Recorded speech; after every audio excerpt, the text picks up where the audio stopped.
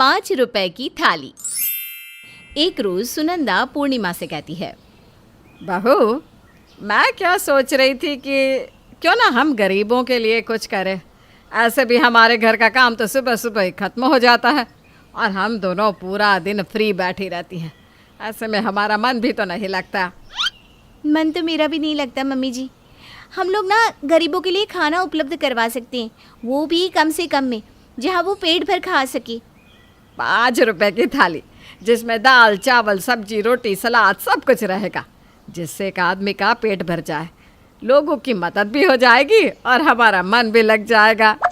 ठीक है मम्मी जी, कल से सावन शुरू हो रहा है, कल से ही हम इस शुभ काम को शुरू कर देते हैं। ठीक है बहू।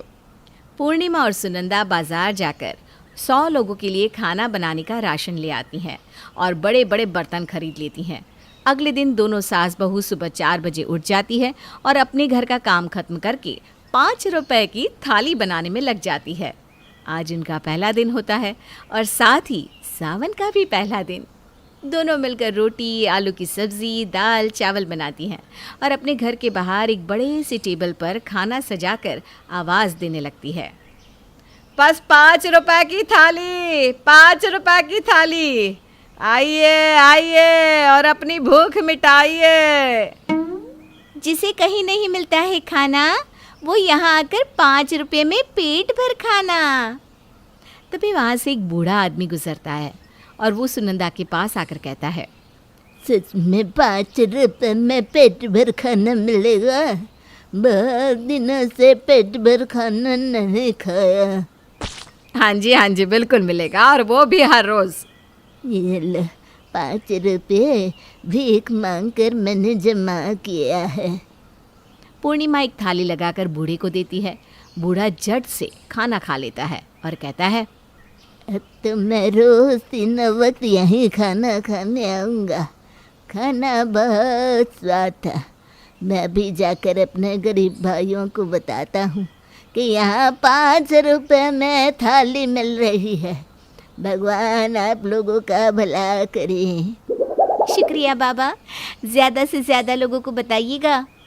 गरीब बूढ़ा अपने जैसे कई लोगों को ये बात बताता है और थोड़ी ही देर में गरीबों का एक झुंड सुनंदा और पूर्णिमा के पास पहुंच जाता है।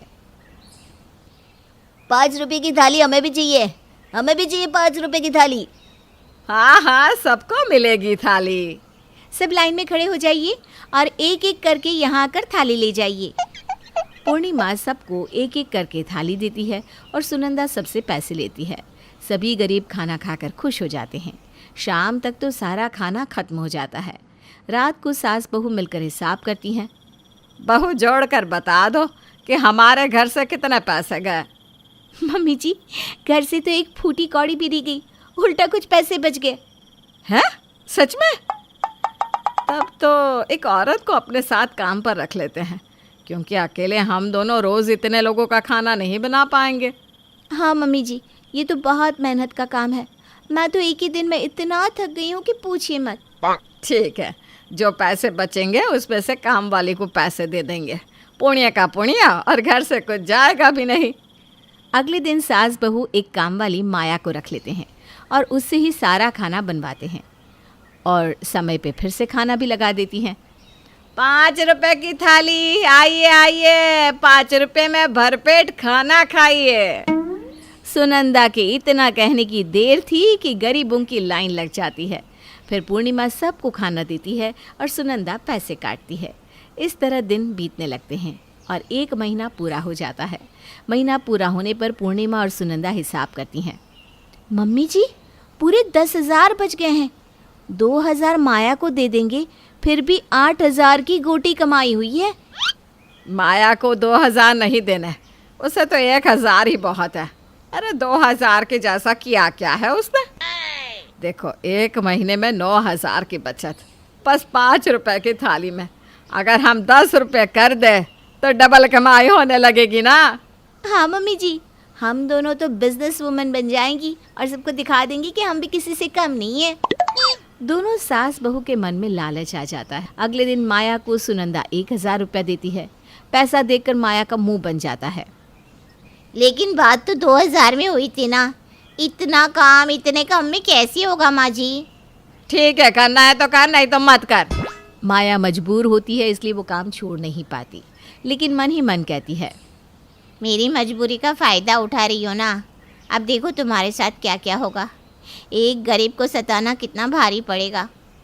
इधर सास बहू 5 रुपए की थाली का दाम बढ़ाकर 10 रुपए कर देती है और रोज़ की तरह अपनी थाली लगाकर कहती है, ले लो थाली ले लो, पेट भरने वाली थाली ले लो।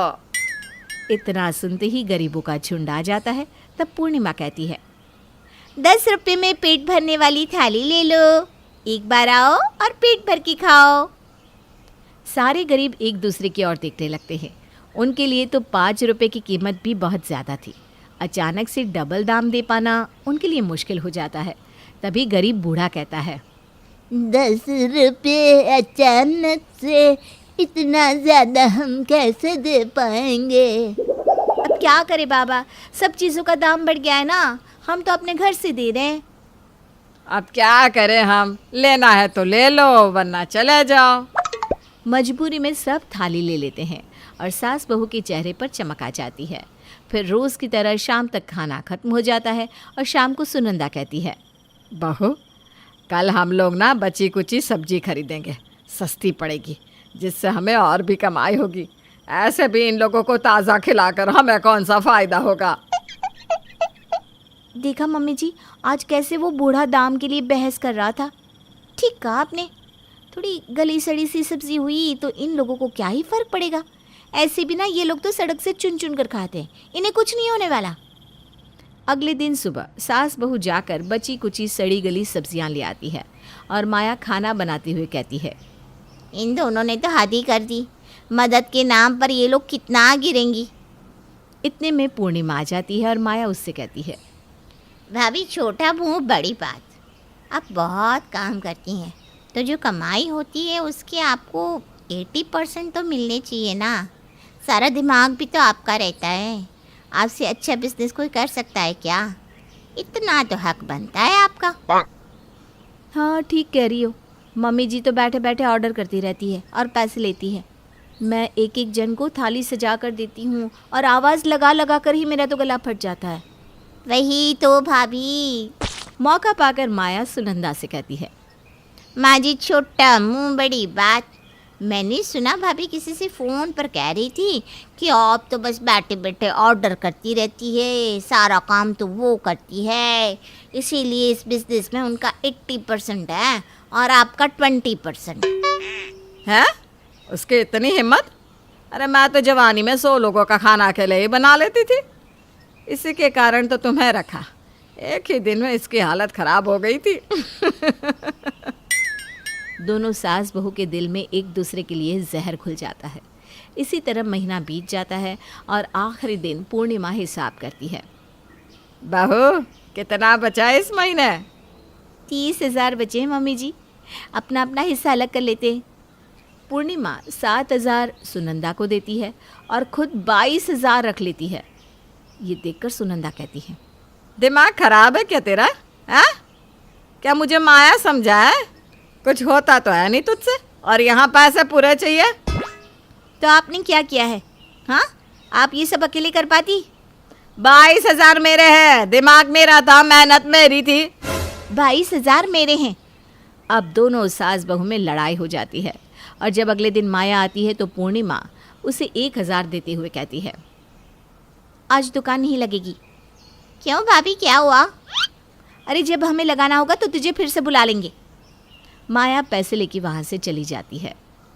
इन गरीबों को कहाँ से खाना मिलेगा? मैं ही खाना बनाकर इनको खिला देती हूँ।